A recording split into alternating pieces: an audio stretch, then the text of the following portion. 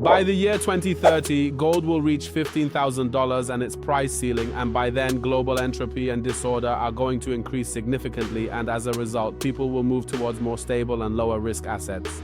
So until that day, we will analyze the price of gold together step by step and talk about its price trajectory. $15,000 gold might seem like an unreachable goal right now, much like $4,000 gold once did, but the upward price trend and the incredible momentum gold has, combined with the issues in the fiat system we mentioned in the intro, show us these goals aren't that far off. If we take a technical look at the chart and gold's movement, we'll see that reasonable and appropriate price targets lie ahead of us. First of all, let's look at the gold chart on the Oanda broker, which shows us one of the oldest gold charts available.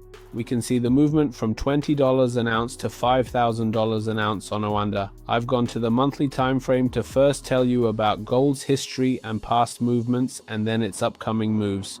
Well, in 1980, as you can see, the chart took on a proper shape, and after a strong upward trend, it entered a long-term correction phase.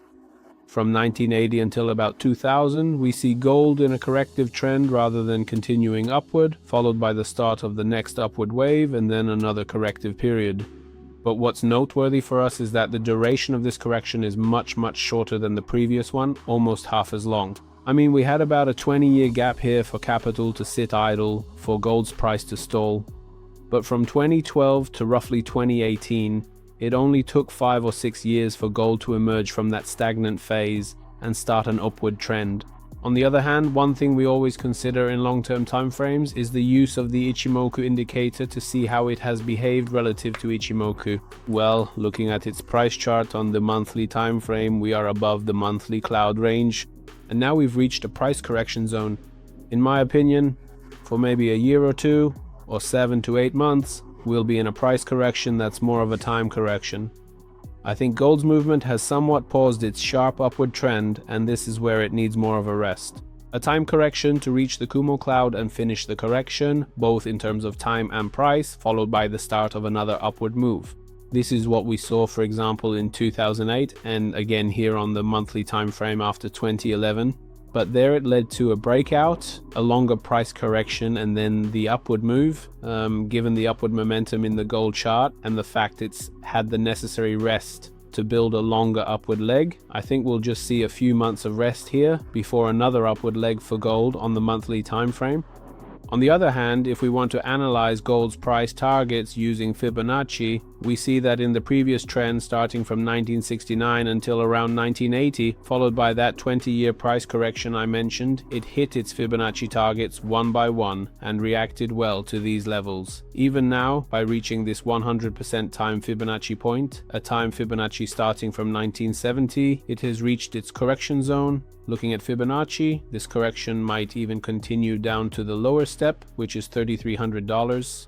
Personally, I find this unlikely given the global security and war conditions, but the maximum drop we could witness on the monthly time frame would be a decline to this Fibonacci point, which is around $3,000. Now, taking another look at this uptrend and its upward movement using Fibonacci extension, and considering this corrective trend here, we see it has reached its 78% Fibonacci zone and completed its correction. I relate more to this scenario and trend, and given the global situation, I think this path is more likely. It could start its move right from this Fibonacci base and rise toward the $8,600 or $8,700 price targets, which are the closer targets for the next year or two. Those are the closer targets for the next year or two.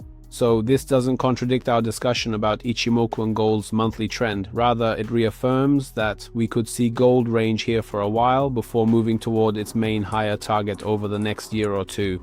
Let's move to the weekly time frame. Now, when discussing gold's weekly trend, it's important to look at the bigger picture.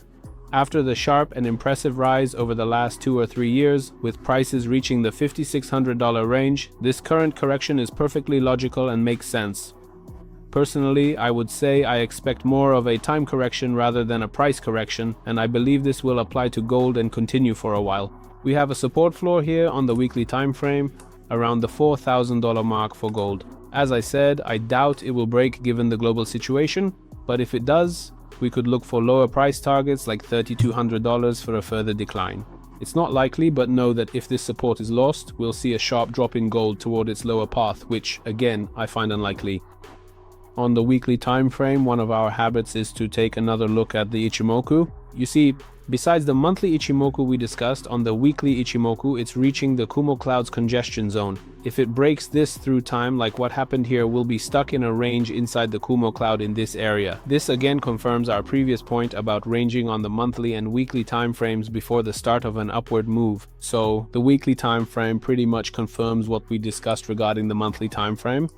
On the other hand, for those looking for shorter-term gold fluctuations, I should say it's currently in an accumulation phase. It seems that in the coming days, since it's had two very good energy discharge legs, these weak and lifeless candles will likely continue for the next few weeks. We'll probably see gold fluctuating within this range of roughly $4,000 to $4,400, and until we see a sharp breakout to the upside, and fails to break above a key level like $4,500, expecting a bullish move or an uptrend in gold would be a mistake. I think it's better to analyze this further, be patient, and give it more thought.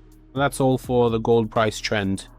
We'll take it step by step, but if you're looking to buy, right now is actually a very significant and strategic entry point, provided you have a long-term outlook of over 2 years. If a breakdown occurs, you can buy the rest of your position at $3,400. Thank you for following us. Don't forget to like, comment, and subscribe.